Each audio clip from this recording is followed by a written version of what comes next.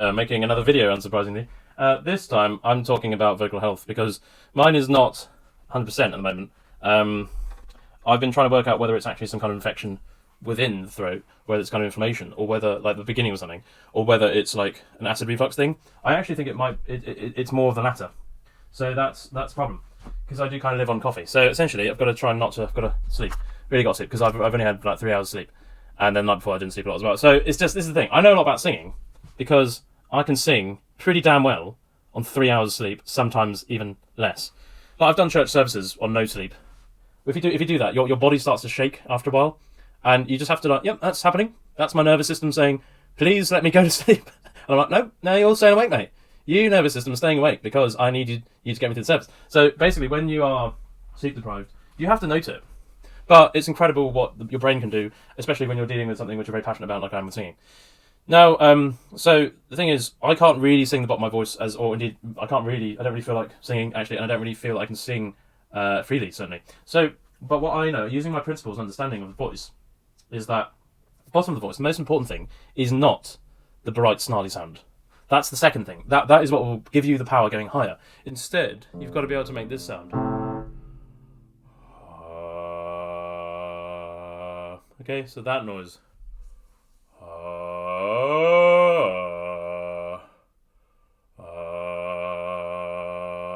Because that feeling is that's the low larynx actually, but it's not a low larynx sound. The fact is, we don't actually want a low larynx sound.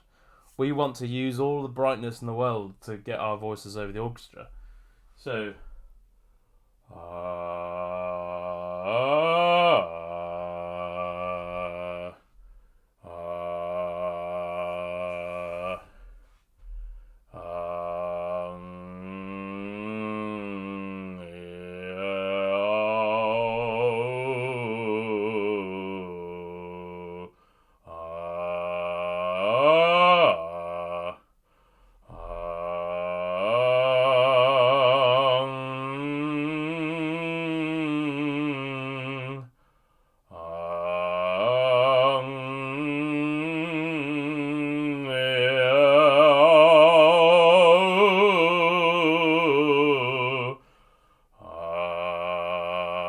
do you see how I'm gaining more strength in the bottom?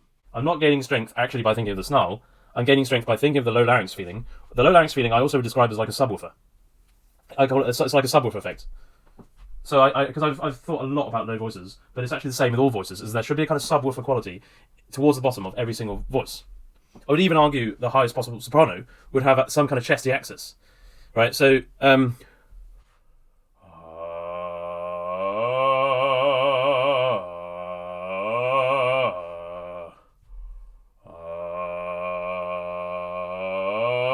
now the thing is, the low note quality is important because it provides the basis, but actually it's the fifth above the low note, which is really the chiaroscuro that you bring higher, or the feeling of depth. So,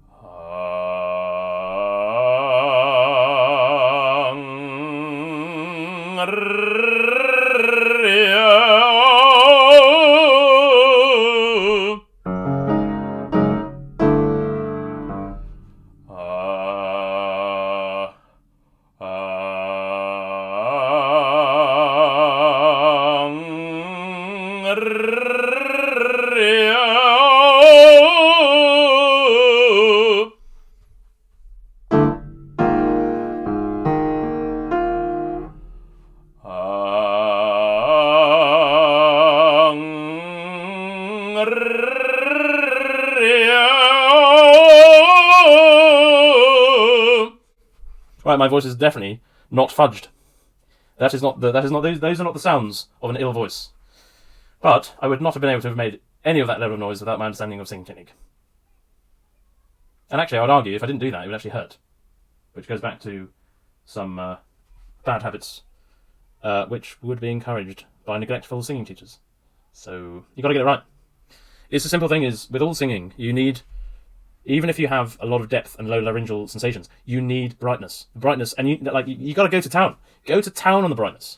Remember, we don't tend to speak in a way which is incredibly bright. So I wouldn't say that we are used to the spectrum of darkness and brightness of timbre. You need to go as far as possible. And this is what I've analysed, is rather than doing vowel work, I mean, you do vowel work, but actually the basis of the brightness is sinus resonance, is the bottom, which is the snarl, as I call it, on the low note, and then it is the mid voice, ng, going into, yep. And some people say, oh, if you do a rolled tongue, then rolling tongue, then you're going to lose the depth. Well, no, not if you, because actually to some extent that's why I show you do that exercise the same, because it shows the continuity from the bottom to the top. And actually the way we can train the low larynx is actually via a feeling of vibration. Now this is something which I've had to reevaluate in my head quite a lot in the past couple of weeks, but we train our voices according to vibration. We don't train it according to muscular tension. We don't train it according to breath flow, because actually breath flow is very difficult to determine, right? Because how do you actually feel air leaving your body, right? How much air is leaving your body, for starters. But the point is the vibration is the sound, is actually the vibration is the sound, right, that we need to fill the opera house. If you base your technique on the vibration, then you have a reference point. How does that vibration relate to the body? And you can see which parts of the body engage for the vibration to happen, and that continues to go across your range. And that is the chiaroscuro. But the vibration needs to be very bright, and that's why you got to max it out. And that's what I do. And I'm not going to sing everything. I'm pretty confident I'll be alright tomorrow.